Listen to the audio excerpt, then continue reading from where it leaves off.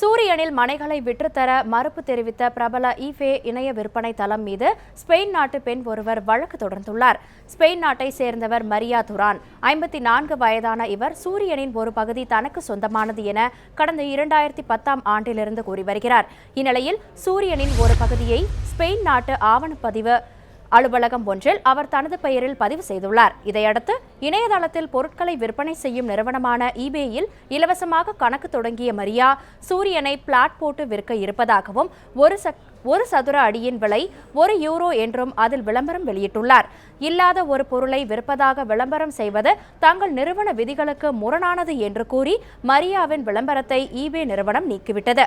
இதையடுத்து கோபமடைந்த மரியா ஈபே நிறுவனம் மீது வழக்கு தொடர்ந்துள்ளார். இதை நீதிமன்றம் ஏற்கொண்டுள்ளதுடன் ஈபே நிறுவனத்திற்கும் நோட்டீஸ் அனுப்பியுள்ளது.